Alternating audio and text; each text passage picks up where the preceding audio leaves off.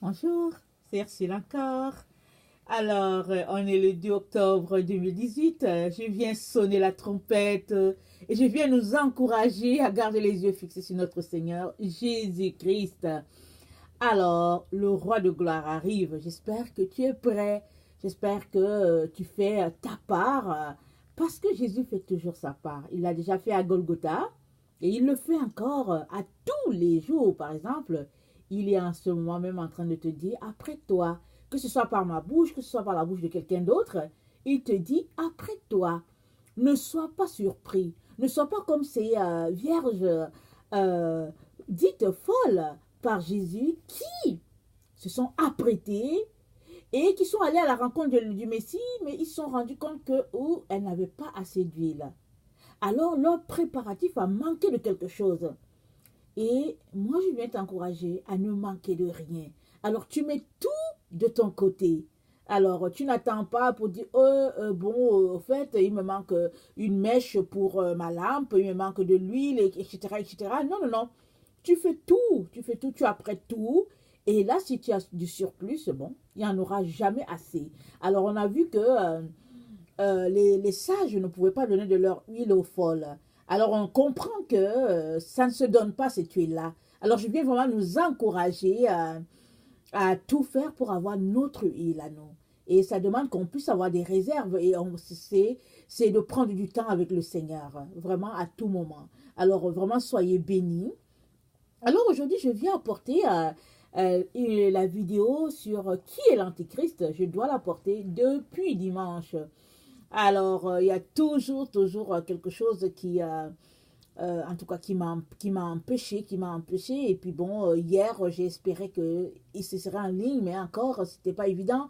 Et là, il est 19h30 et bon, toute la journée, j'ai pas pu non plus, mais je tenais à apporter ça aujourd'hui parce que bon, voilà, il faut faire les choses telles que c'est.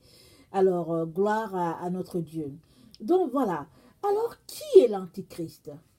Alors, on entend toutes sortes d'enseignements, souvent des noms et tout et tout. Alors, moi, j'aimerais lire un Jean 2, 22 qui dit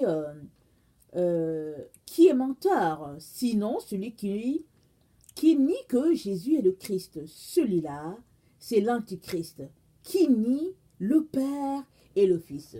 Donc, l'Antichrist, c'est la personne qui nie carrément le Père, la divinité du Père et puis du Fils. Donc, c'est ça, comme on vient de lire. Et Jean nous dit, petits enfants, c'est la dernière heure. Et vous avez appris qu'un antéchrist vient. Et par là, nous connaissons que c'est la dernière heure. Alors, du temps où Jean l'a écrit, c'était, hein, ça fait longtemps, c'était au 1er siècle. Et là, on est vraiment dans ce temps-là où il dit, et là nous connaissons que nous sommes dans la dernière heure, et nous y sommes vraiment. Et il est donc important qu'on puisse s'arrêter sur ces choses-là pour savoir vraiment, en tout cas, qui est cette personne. Et, euh, et moi, je viens vous dire que l'Antéchrist est déjà là, faisant ses œuvres, montrant ses œuvres au milieu de nous. Maintenant, il est donc important qu'on puisse ouvrir nos yeux et puis, une fois que nos yeux sont ouverts, il faut aussi qu'on l'accepte. Moi, je connais des personnes qui pratiquent beaucoup le déni. Et en tout cas, à l'école, on nous a appris à pratiquer le déni, n'est-ce pas? Surtout ceux qui aiment argumenter, ceux qui aiment avoir raison, ceux qui veulent poser des thèses, des hypothèses, des synthèses, ils passent leur temps à argumenter, à ne plus en finir. Et donc, moi, bon, j'ai pas beaucoup cette qualité-là, moi. Euh, c'est une de mes faiblesses. Je ne sais pas beaucoup argumenter. Alors, j'apporte ce que le Seigneur m'a donné. Et bon, vous le savez, je ne suis pas allée à l'école biblique non plus, à aucune institution, pour savoir quoi que ce soit. Et je bénis le Seigneur pour cela, parce que je m'appuie sur le Seigneur et sur l'enseignement que me donne le Saint-Esprit.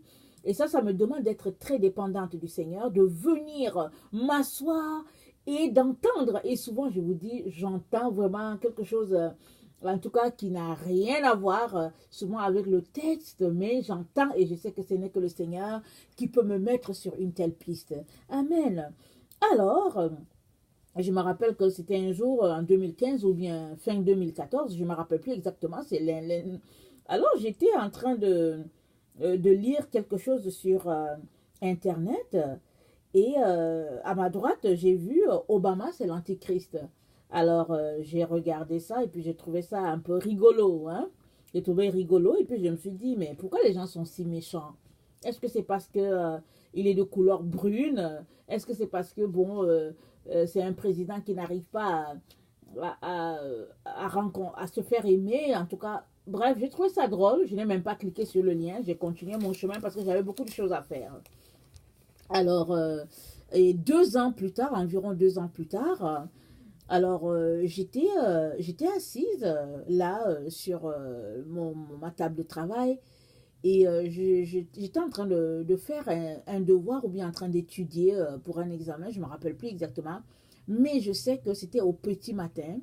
Et j'étais là, peut-être vers 5 heures, comme ça, ou 4 heures du matin, je ne me rappelle plus, mais c'était au petit matin. Et j'entends la voix du Seigneur qui me dit, l'Antichrist est là, le faux prophète aussi, et puis là, toi, tu étudies. Alors, j'ai trouvé ça assez spécial que le Seigneur me dise quelque chose comme ça, mais comme c'était sa voix, je me suis arrêtée, j'ai dit, waouh. En tout cas, c'était un choc pour moi. Le choc était là, j'ai trouvé ça spécial. Surtout qu'en 2005, j'avais entendu un pasteur il était en train de prêcher et il disait que bon, à ce moment-ci, c'est-à-dire en 2005, l'Antichrist était déjà là sur la terre et puis que c'était certainement un adolescent. Alors moi j'ai pris pour acquis que bon, c'est un adolescent qu'il aura le temps de grandir anyway. Parce que si... Mais bon, je ne me suis pas arrêtée sur les sources du pasteur. Non, j'ai écouté ça comme ça et puis bon, c'est parti et puis bon voilà. Et donc je pense que je ne me suis pas attardée à ces affaires-là. Et ce n'est que quand le Seigneur m'a réveillée, en 2016 en me disant que hey, comme ça, l'Antichrist est là, et puis le faux prophète aussi, ils sont prêts là, et toi tu étudies.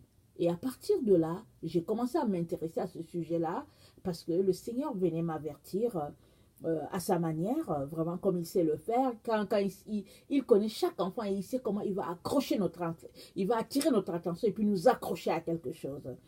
Alors, donc, à partir de là, j'ai commencé à m'intéresser à tout ce qui se passait autour de l'Antichrist parce que le Seigneur...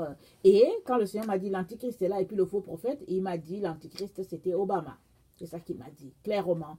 Et puis le faux prophète, il m'a dit c'est le pape qui est là. Alors moi, je suis restée, je me suis dit, waouh, je ne pouvais pas savoir que ça allait arriver de mon temps. Parce que j'étais petite, hein, je ne sais pas si j'avais 5-6 ans, quand j'ai entendu ma mère, mon oncle et tout, ma mère, son petit frère et tout ça, nous enseigner de ce que serait la fin du monde. Et nous dire que nous, on va voir cela. Évidemment, ma mère, elle n'est plus là, elle est partie rejoindre le Seigneur. Euh, mais il nous a enseigné. Et puis bon, écoutez, quand tu as 5 ans, 6 ans ou bien 8, 9, vraiment, 20 ans, c'est l'éternité. Alors, bon, on a reçu des enseignements vraiment solides sur ça.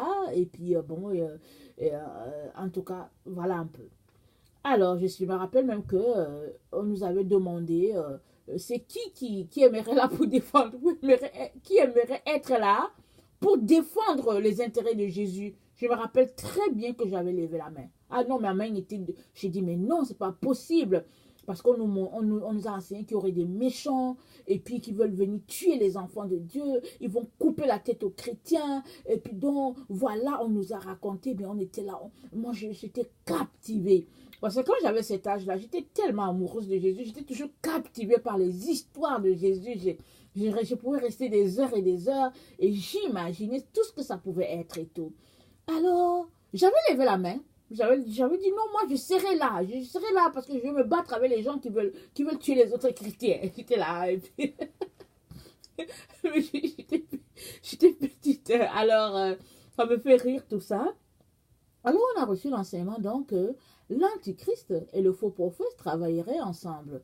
Et quand j'ai commencé à lire l'Apocalypse, la Bible et tout, autour de 15 ans, 16 ans. Évidemment, le livre qui m'intéressait beaucoup, c'est le livre d'Apocalypse. Je ne sais pas pourquoi. Et pourtant, tout le monde qui savait que je lisais Apocalypse me disait, mais Ursule, c'est un livre très compliqué, on ne comprend rien à cela. Effectivement, c'était assez compliqué.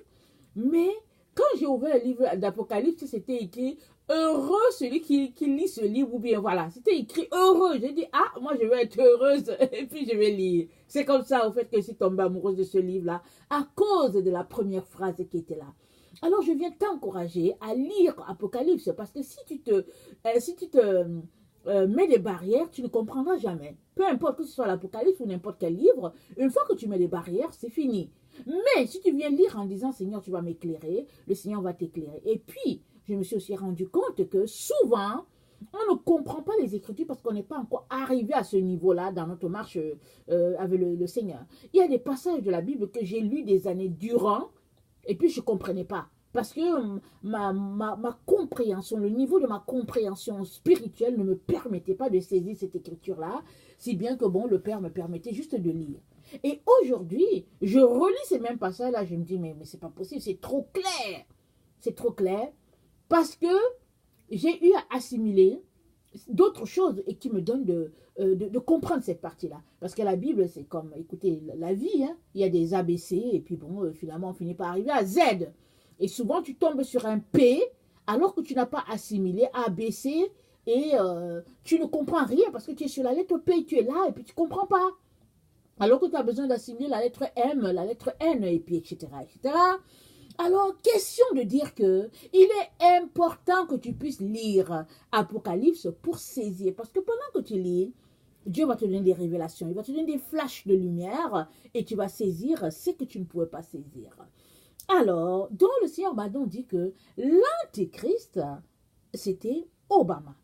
Alors, c'est sûr que c'est un long sujet de parler de l'Antéchrist, comme on vient de lire, parce que l'apôtre Jean l'a d'abord annoncé qu'il y a plusieurs antéchrists qui sont maintenant sur la terre. Ça, c'était dit depuis le 1er siècle. Alors, toi qui m'écoutes, tu peux dire que oui, Ursule, Hitler était un antéchrist, et puis Idi Amin Dada était un antéchrist, Hussein, je ne sais pas comment il s'appelle, Saddam Hussein, comme certains disent, on peut citer plusieurs personnes d'antéchrist. Mais moi, je ne m'étends pas là, parce que bon, écoutez, ça c'est, comment on appelle ça là, c'est argumenté peut-être par-ci par-là, et c'est ça, mais je viens m'appuyer sur ce que le Seigneur m'a dit.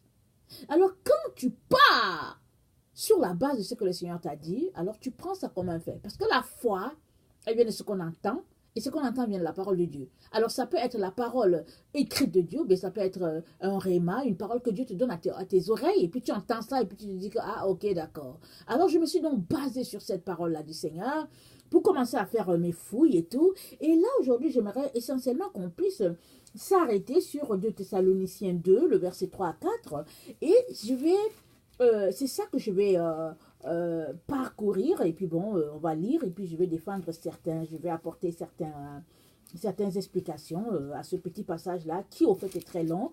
Alors je préfère déjà te dire, toi qui m'écoutes, que si à un moment donné je me rends compte que la vidéo elle est trop longue, je vais pouvoir la couper, et puis je vais la reprendre pour faire une partie A et une partie B, parce que j'ai l'impression que ça va m'amener un peu loin de ce que je vois, parce que bon, en tout cas, je suis déjà à 13 minutes 49, alors que je n'ai pas encore abordé le sujet. Amen.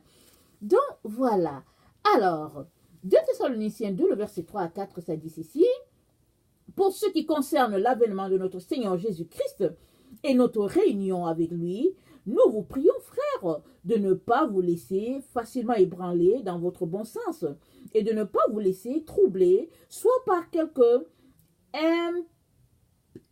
inspiration, soit par une parole ou par une lettre qui semblerait venir de nous, comme si le jour du Seigneur était déjà là. Que personne ne vous séduise d'aucune manière, car il faut que l'apostasie soit arrivée auparavant et qu'on ait vu paraître l'homme impie, le fils de la perdition, l'adversaire qui s'élève au-dessus de tout ce qu'on appelle Dieu et de tout ce qu'on adore. Il va jusqu'à s'asseoir dans le temple de Dieu, se proclamant lui-même Dieu. Ne vous souvenez-vous pas que je vous disais ces choses lorsque j'étais encore chez vous? Et maintenant, vous savez ce qui le retient, afin qu'il ne paraisse qu'en son temps. Car le ministère de l'iniquité agit déjà, il faut seulement que celui qui le retient encore ait disparu. Et alors paraîtra l'impie que le Seigneur Jésus détruira par le souffle de sa bouche et qu'il écrasera par l'épée de son avènement. Donc voilà. Alors ici on a 2 fois paraîtra. Alors c'est ça, on va regarder tout ça. Alors,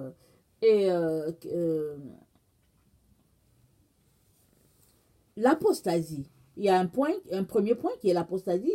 Paul dit, il ne faut pas que vous vous laissiez tromper là. Il faut d'abord que ne vous laissez pas ébranler par votre bon sens. Il faut d'abord que y ait et que personne ne vous séduise d'aucune manière, dit l'apôtre Paul. Et il faut d'abord qu'il y ait l'apostasie. Et ce n'est qu'à partir de là qu'on va commencer à parler de certaines choses. C'est quoi l'apostasie? On a déjà vu ça dans une des vidéos, que l'apostasie, c'est l'abandon de la foi, le refroidissement des enfants de Dieu. Et c'est surtout l'enseignement d'une autre doctrine qui n'est pas celle de Jésus, qui semble être la doctrine de Jésus, mais qui n'est pas celle de Jésus. Alors, on peut dire que non, au fait, on ne voit pas l'apostasie. Mais au fait, je vais vous dire une chose. Quand tu marches strictement, quand tu marches dans un évangile où ce n'est pas strictement la parole de Dieu, ou bien c'est dilué, on a de la difficulté à voir l'apostasie. Mais une fois que on décide tout simplement de se limiter strictement à la parole de Dieu, là, on commence à voir l'apostasie. Moi, je l'ai vécu en 2013, je ne sais pas pour quelle raison, à un moment donné, parce que, écoutez, j'aimais bien écouter, on avait une chaîne télévision chrétienne, j'aimais bien écouter les différentes exhortations des différents pasteurs, les évangélistes. Alors, souvent aussi sur Internet, il y en avait. Mais je pense à partir de 2013, un jour, je me suis levée et puis tout cela m'énervait, c'est tout. Mais je ne peux pas vous expliquer pourquoi. Non, j'ai dit non, j'étais fatiguée de les écouter. Et puis, moi, je vais lire ma Bible toute seule. Je ne veux plus que quelqu'un m'explique quoi que ce soit parce qu'il y a trop d'explications. Et puis, bon, j'aimerais vraiment que l'Esprit lui-même m'explique. Alors, j'ai juste pris une décision comme ça parce que j'avais besoin de rafraîchir ma mémoire. Et là, je me suis rendu compte que ce n'est que ça que le Seigneur attendait de moi. Alors, je venais m'asseoir. Et en venant m'asseoir avec ma Bible en main, je me suis rendu compte que pendant des années, j'avais bloqué le Saint-Esprit dans ma vie, puisque j'écoutais les différents pasteurs ou bien les évangélistes qu'on appelait les grands hommes de Dieu. Alors, je les écoutais, et puis bon, vous savez, hein, quand on a des enfants à la maison, et puis bon, on a plein de choses à faire, on se dit, bon, ok, on met la télévision pendant que ce pasteur est en train de prêcher, on lave les assiettes, on fait ceci, on fait cela. Et sans le savoir, petit à petit, ça m'a refroidi. Parce qu'écoutez, c'est un temps où il y avait l'évangile de prospérité. Bon, d'accord, c'est un grand serviteur de Dieu, il parle de la prospérité. Oh, l'évangile de miracle, tu dis, ok, c'est un grand serviteur, il parle de miracle. Oh, l'évangile de la séduction, tu dis, oh, ok, etc., etc. Mais à un moment donné, tu t'arrêtes, tu te dis, non, mais attendez, il y a quelque chose qui ne va pas parce que c'est comme si la parole de Dieu était vidée de sa substance. Alors moi, je suis retournée au pied du Seigneur, avec ma Bible en main, et puis c'était tout. Je ne voulais rien savoir. Même un commentaire biblique, je ne voulais pas savoir. Et puis même aujourd'hui où je vous parle, j'aime pas beaucoup les commentaires. Moi, j'aime m'asseoir, lire ma Bible. Je m'assois, je lis ma Bible, et puis là, il y a des lumières qui me viennent, des flashs de lumière, et je sais que c'est le Seigneur qui est en train de m'enseigner, qui m'envoie de la connaissance. Alors c'est comme ça. Et pour moi, c'est la meilleure façon. Alors, quand j'ai commencé à lire la Bible comme ça, à partir de 2013, là, j'ai commencé à voir que les autres pasteurs, ils n'étaient pas dans la vérité. Mais avant cela, je ne voyais pas ça. J'ai commencé à voir que non, il y avait quelque chose qui n'allait pas avec ces gens-là. Parce que certains prêchaient pour l'argent, certains prêchaient parce qu'ils voulaient des miracles, certains prêchaient pour garder les membres, et puis il y avait toutes sortes. Et puis moi je me suis dit, mais c'est pas possible. Comment se fait-il que je n'avais pas vu ça avant? C'est parce que l'esprit de séduction était en train de m'aveugler. Donc je ne voyais pas. Je trouvais quand même que bon, dans le fond, il prêchait bien, et puis tout ça, et puis patati patata, et puis bon, voilà. Et une fois proche de Jésus, j'ai pu voir l'apostasie. Alors, il se pourrait que toi, tu ne vois pas l'apostasie parce que peut-être que tu écoutes tous ces pasteurs-là et finalement, tu te dis que bon, ok, il n'y a pas de problème, c'est cool. Lui, il parle de l'argent, il prêche et il parle de l'argent. L'autre prêche, il parle des miracles qui descendent du ciel. Et puis l'autre parle de voyage, et puis, comment on appelle ça, là, de croisade. Et puis bon, et puis pendant que tu es en croisade, on vient te prêcher l'évangile. Toutes sortes, vous voyez un peu. Alors, il se pourrait que tu ne vois pas l'apostasie parce que tu es plongé dans ces choses-là.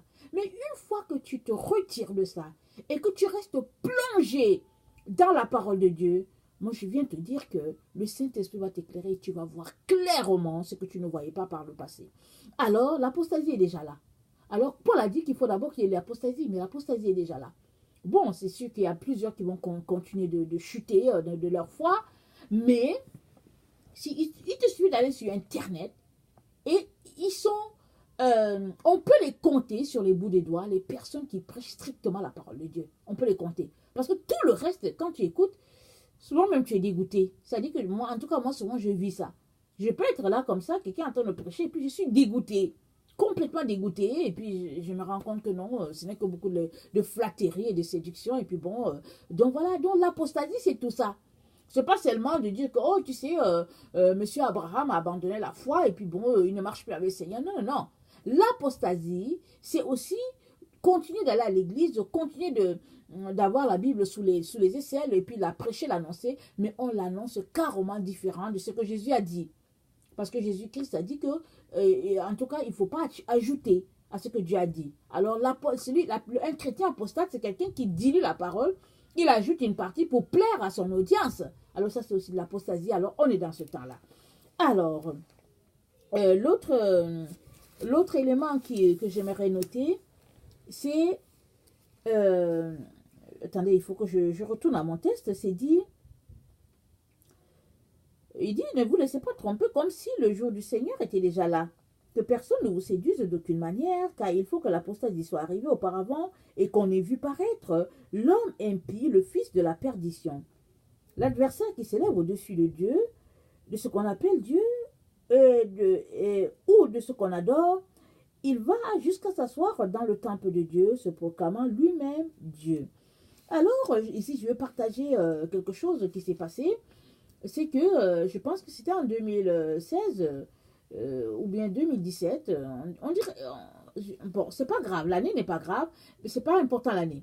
Mais j'étais assise dans mon salon et j'écoutais les nouvelles. Et puis là, le journaliste a annoncé, il a dit Trump est à Bruxelles et puis Obama est en Allemagne.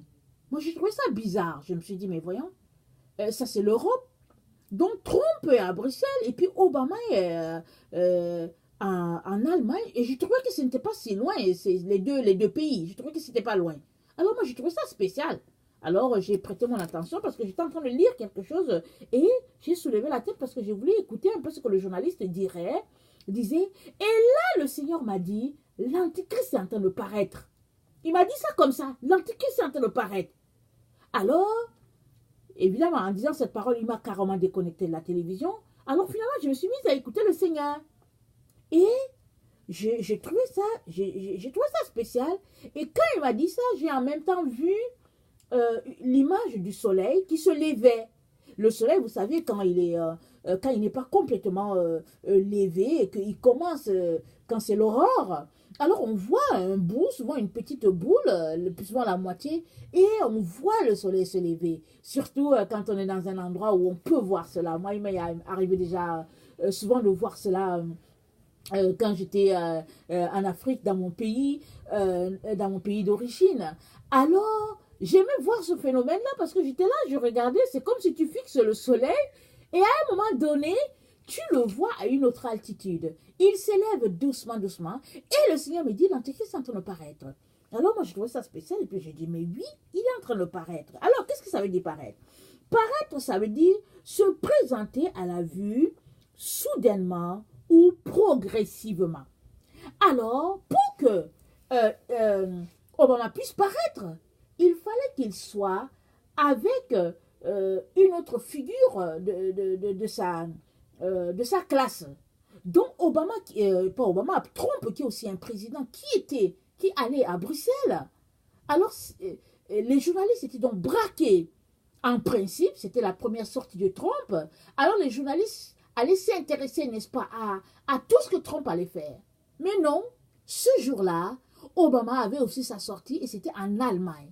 Alors, au lieu que les journalistes s'intéressent à ce que Trump ferait là-bas dans sa première sortie en Europe et tout ça, les journalistes ont braqué leur attention sur Obama.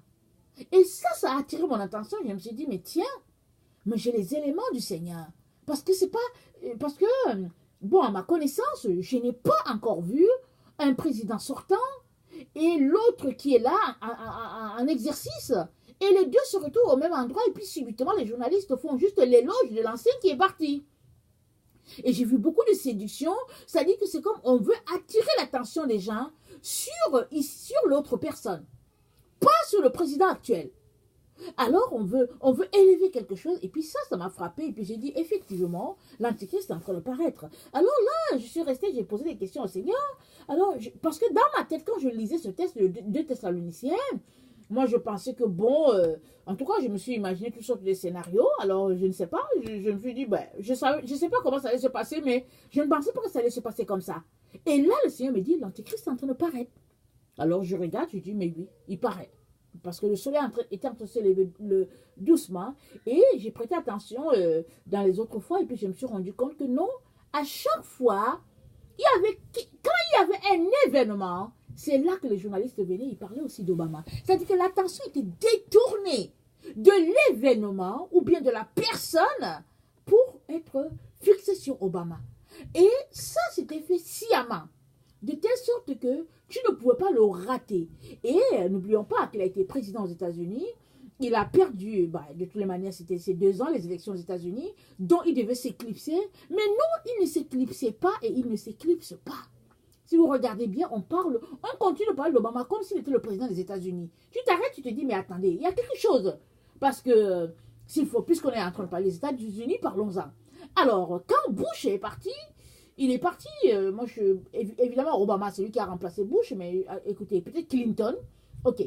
Quand Clinton est parti, je ne sais plus entre Clinton et Bush, je ne sais plus, excusez-moi, je ne sais pas qui a pris avant. Ok. Quand Clinton est parti et que Bush est venu, on ne continuait pas de parler de Clinton ici, Clinton. Non.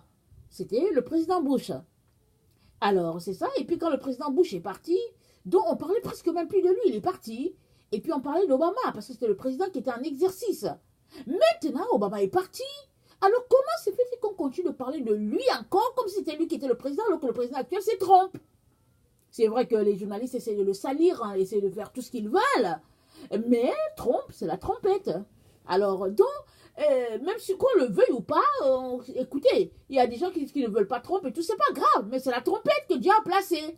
Alors, si tu es un enfant de Dieu, et que tu marches selon Dieu et que tu veux écouter ce que Dieu a à dire, il est donc important que tu t'arrêtes pour savoir qu'est-ce qui se passe du côté de Trump, parce que Trump est une trompette. Que de dire, il est comme ci, il est cela, il est ceci. N'oubliez pas, on ne touche pas loin de Dieu. Quand Dieu a oint quelqu'un, cette personne est ointe. Et si tu passes ton temps à insulter loin de Dieu, c'est que tu es en train d'insulter Dieu. Alors, faisons très attention pour ne pas nous retrouver à pécher contre l'Éternel des armées. Parce que les enfants de Dieu, écoutez, je ne sais pas, mais souvent, on a besoin d'aller chercher plus de sagesse auprès de Dieu le Père, n'est-ce pas? Moi qui vous parle, la première, excusez-moi, moi la première à chercher la sagesse. J'en ai toujours besoin. On n'en a pas assez. Alors, si Trump est le choix de Dieu pour les États-Unis, et il l'est, puisque les gens ont dit qu'il n'allait jamais gagner les élections, il l'est, alors arrêtons de l'insulter, de le dénigrer, de le traiter de tout et de rien. Parce que c'est le choix de Dieu. Alors, c'est comme ça que Dieu m'a dit non, l'Antichrist est en train de paraître. Alors j'ai dit ok, cool. Il paraît, c'est une bonne chose, Seigneur. On avance. Au moins, on est en train d'avancer. C'est une bonne chose. Alors, l'autre truc, l'autre élément que le Seigneur m'a montré, excusez, je lis mes écritures, parce que bon, c'est pas toujours facile certains sujets. Alors, c'est dit que il va aller s'asseoir dans le temple. C'est ça qu'on vient de lire. On dit l'adversaire qui s'élève au-dessus de tout ce qu'on appelle Dieu ou de ce qu'on adore, il va jusqu'à s'asseoir dans le temple de Dieu, se proclamant lui-même Dieu. Alors, voilà. Alors, quand je lisais ce passage-là, écoutez, je ne sais pas pour vous, mais étant né dans une famille qui, la cassette ne faisait que tourner sur les principes de Dieu, alors je me suis imaginé que bon, l'Antichrist va venir, va s'asseoir avec un fauteuil dans le temple à Jérusalem. Mais plus j'ai commencé à lire, je me suis rendu compte que ton corps et le mien, c'est le temple du Saint-Esprit. Alors, il y a le temple qui est le temple du Saint-Esprit que toi et moi nous sommes pour Dieu, et il y a le temple qui est le temple fait de briques. Alors toi et moi, si nous sommes les adhérents d'église, les dimanches, nous allons dans une église avec bâtiment et nous allons adorer là, ça c'est un temple de Dieu. Mais avant d'aller dans le temple physique, le temple de briques, c'est que toi et moi sommes déjà le temple du Saint-Esprit. Parce que seuls ceux-là qui disent qu'ils sont le temple de Dieu, ou bien qui ont adhéré à l'appel du Seigneur, vont à l'église, ils vont dans le temple physique, c'est-à-dire le bâtiment.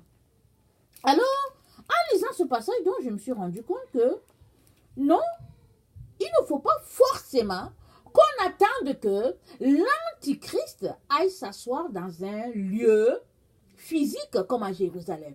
Parce que avant d'aller dans ce lieu physique-là, il habite déjà le temple de ces personnes-là. C'est-à-dire qu'il habite déjà leur corps, qui est le temple du Saint-Esprit. Alors, l'Antichrist donc est donc assis dans le temple de tout cela qu'il admire. Parce que si tu es quelqu'un qui admire Obama, alors Obama est déjà assis dans ton esprit, n'est-ce pas? C'est-à-dire que tu l'as déjà accepté. Tu l'aimes. Alors en ce sens-là, il est déjà assis dans ton corps, qui est le temple du Saint-Esprit. Et dans Apocalypse 13, c'est dit que sous ce monsieur-là, sous cet antichrist-là, les gens vont prendre le signe de la bête, ils seront forcés de prendre le signe de la bête. Et une fois qu'ils auront pris le signe de la bête, au fait, si tu ne prends pas le signe de la bête, pardon, tu ne pourras ni acheter, ni vendre. Alors, pour fonctionner, les personnes dans cette époque-là, c'est-à-dire dans quelque temps, bientôt, seront obligées de prendre le signe de la bête, soit sur leur front, soit sur leur main droite. Et en faisant cet exercice-là, c'est-à-dire en acceptant qu'on t'implante une micro-puce sur le bras droit ou bien sur le front, tu es en train de dire que l'Antichrist peut te contrôler comme il veut. Puisque ton cerveau devient comme un ordinateur ambulant, toi-même tu deviens un ordinateur ambulant, et à distance, l'Antichrist peut t'envoyer les messages, les textos, les tweets, tout ce qu'il veut, comme il veut. Alors, est-ce qu'il est assis en toi ou pas? Oui, il est bien assis en toi. Et l'autre élément aussi que je veux souligner ici, c'est que quand tu es omnibulé par quelqu'un, la personne, elle fait partie intégrante de toi. Alors, quand tu dis non, je ne veux rien savoir, cette personne, elle n'est pas en toi. Elle ne peut pas être en toi. Mais si tu restes là, tu dis waouh, oh, Olivier, oh mon Dieu, ah non, il est ouf, il est ceci, il est cela. Alors, qu'est-ce qui se passe? C'est que Olivier, il est en toi, il te possède. Il possède tes pensées, il possède tout. Et puis bon, tu es là, on va prendre l'exemple le plus palpant, c'est quand on est amoureux. Alors, on est amoureux, écoutez, on est amoureux, on vient de tomber amoureux de la personne qu'on aimerait, alors on est là, on languit, on ne fait rien, on ne fait que penser à la personne occupe toutes nos pensées. Est-ce que la personne est assise en toi ou pas? Oui, elle est assise. Alors, ce passage-là, c'est comme ça que je l'ai compris, que il va aller s'asseoir dans le temple de Dieu, se proclamant lui-même Dieu. Alors, est-ce que Obama, est-ce qu'il se proclame Dieu ou pas? Il suffit juste de regarder ses faits et gestes. Et on va se rendre compte que, effectivement, il se proclame Dieu. Regardez, je pense que dans une des vidéos, j'ai parlé du fait que, je ne sais pas laquelle des vidéos, on dirait que c'était dans une vidéo où je parlais de Jézabel, et dans celle-là, je mentionnais comment l'Antichrist est en train de faire le tour du monde, et puis bon, le tour de la planète Terre, par-ci, par-là, et puis bon, 10 ans des annéries de temps en temps, et puis bon, voilà. Et il s'est retrouvé à Philadelphie, dans une université, et là, il est venu dire quelque chose qui m'a marqué. Au fait, le journal en parlait. J'ai cliqué sur Internet, j'étais en train de préparer mon enseignement, et j'ai vu Obama dit qu'on n'a pas besoin d'un sauveur, ni d'un messie. Moi, j'ai regardé, j'ai dit, mais tiens, les preuves ne font que s'accumuler. Alors, il dit qu'on n'a pas besoin d'un sauveur ou d'un messie, mais le sauveur et le messie est déjà venu il y a plus de 2000 ans. Le sauveur et le messie a déjà été donné pour l'humanité. Et il n'y a pas de salut en dehors de lui. Et lui, il vient dans une université, devant les étudiants, des âmes sensibles qui pensent qu'ils vont gagner le monde. Il vient leur dire qu'on n'a pas besoin d'un sauveur ou d'un messie, et puis tout le monde applaudit. Est-ce qu'il est assis en ces jeunes-là ou pas? Oui, il est assis dans leur temple, dans leur corps, qui est le temple du Saint-Esprit, qui est supposé, être le temple du Saint-Esprit, parce que c'est dans nos corps que Dieu demeure.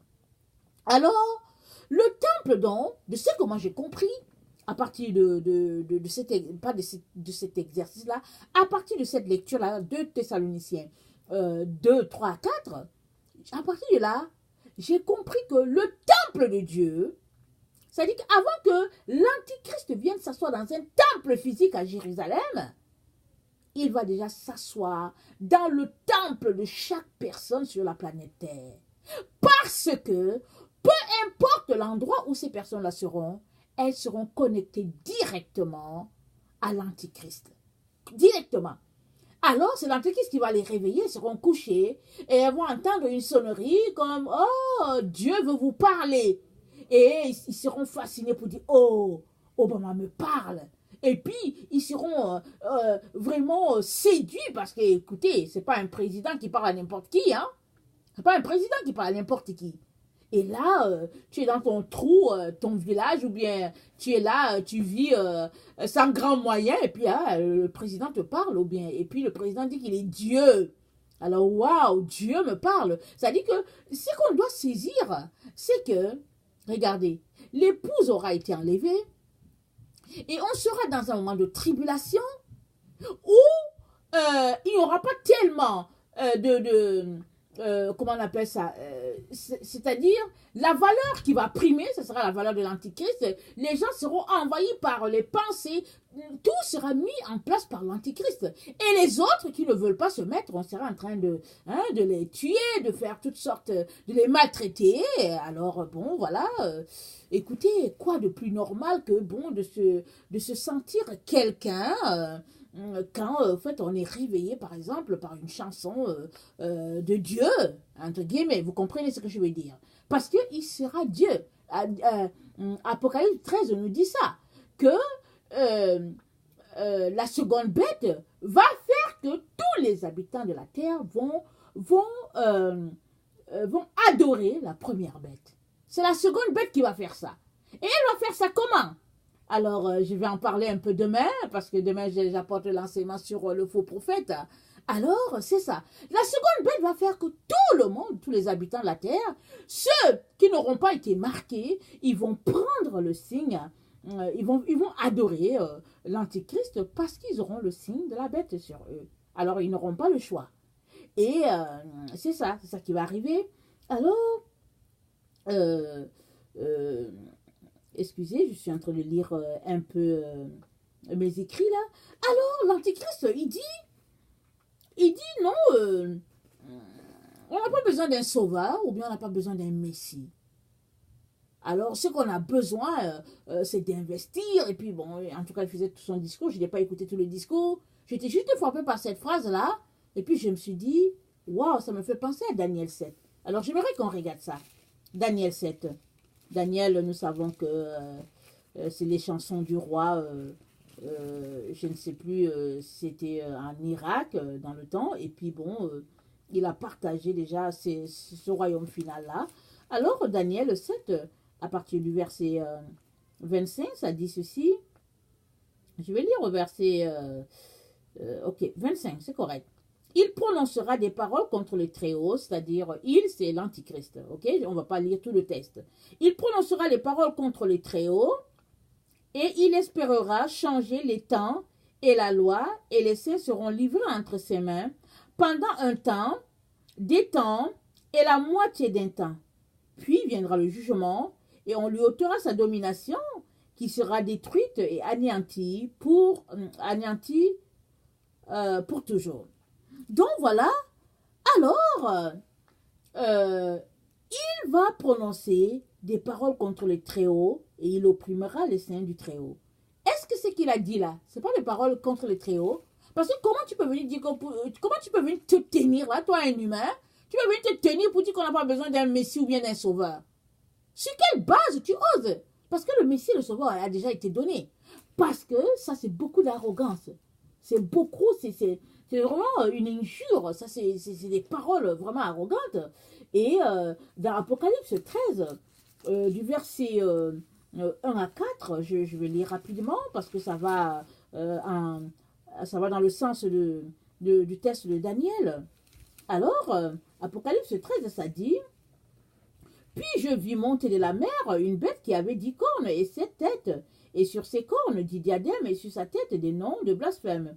La bête que j'ai vue était semblable à un léopard, etc. Je ne vais pas lire. Et, ok, au verset 3, et j'ai vu l'une de ses têtes comme blessée à mort, mais sa blessure mortelle fut guérie. Remplie d'admiration, la terre entière suivit la bête.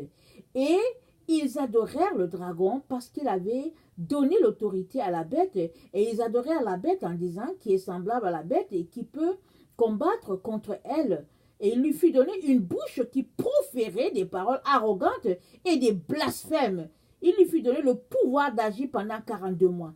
Il lui a donné une bouche qui proférait des paroles arrogantes et des blasphèmes.